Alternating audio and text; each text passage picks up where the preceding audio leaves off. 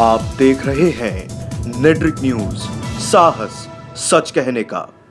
नोएडा के एक पार्क में नमाज पर बैन लगने से माहौल गर्मा गया है। न सिर्फ जनता बल्कि सियासी जगत में भी गहमा गहमी शुरू हो गई है और अब नमाज पढ़ने को लेकर यूपी पुलिस ने जो फैसला लिया है, जाहिर सी बात है कि उससे कोई भी सहमत नहीं है। और अब नजारा ये है कि अब खुले में नमाज पढ़ने के पक्ष में कांग्रेस भी खेमे में उतर आई है और एक बार फिर उसने बीजेपी पर वार करना शुरू कर दिया है। दरअसल कांग्रेस सरकार का बीजेपी से कहना है कि अगर प्रशासन नमाज पर रोक लगाता है तो फिर आरएसएस की शाखाओं पर अभी तक बैन क्यों नहीं लगा है। आखिर बीजेपी धर्म के नाम पर भेदभाव क्यों कर रही है। दरअसल यूपी के नोएडा में पार्क में नमाज पर रोक के विवाद के बीच लखनऊ में कांग्रेस के एक नेता ने यूपी के डीजीपी को चिट्ठी लिख डाली। इस चिट्ठी में उन्होंने लिखा है कि अगर आपको सार्वजनिक जगहों पर नमाज पढ़ने से आपत्ति है तो सार्वजनिक जगहों पर आरएसएस की शाखा पर रोक क्यों नहीं लगाई गई। कांग्रेस के नेता संपूर्ण आनंद ने नमाज या धार्मिक गतिविधियों को लेकर बने नियमों पर आपत्ति जताते हुए कहा है कि सिर्फ नमाज के लिए ये नियम क्यों,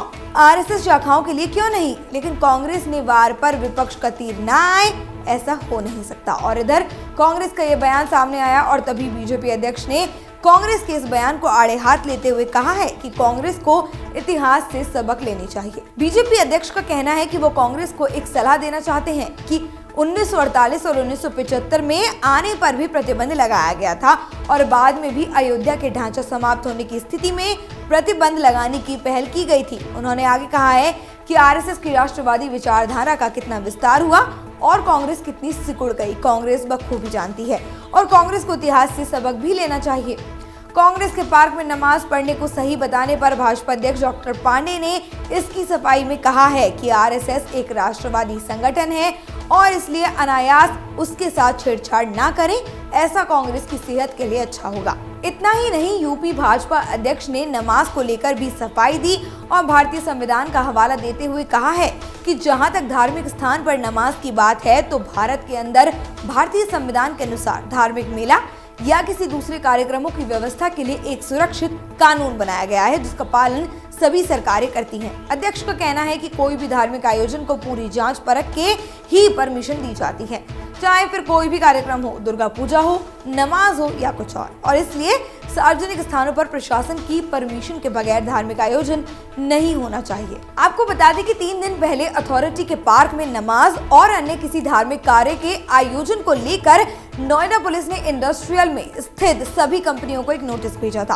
पुलिस ने कहा था कि अगर पार्क में कोई नमाज पढ़ता देखा गया तो पूरी जिम्मेदारी कंपनी की होगी और इसी पर कार्यवाही की जाएगी। गौरतलब है कि मंगलवार को सेक्टर 58 के अथॉरिटी पार्क में नमाज पर रोक के बाद बुधवार को ये मंजर था कि सेक्टर 37 में पुलिस ने सख्ती दिखाते हुए भागवत कथा के आयोजन को रुकवा दिया, जिसके बाद वहां पर महिलाओं ने कीर्तन करना शुरू कर दिया। हालांकि सेक्टर 58 पार्क में पाबंदी के बाद शुक्रवार को सेक्टर 54 पार्क में बाबा भूरी शाह दरगाह में अचानक नमाजियों की संख्या बढ़ गई।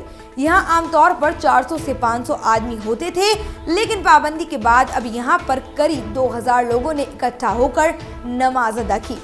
इनमें अधिकतर लोग ऐसे थे जो पहले सेक्टर 58 के पार्क में नमाज पढ़ते थे। हालांकि इन लोगों का कहना है कि नमाज पढ़ने आने के लिए सेक्टर 54 बहुत दूर पड़ता है और ऐसे में उन्हें काफी दिक्कतों का सामना भी उठाना पड़ रहा है।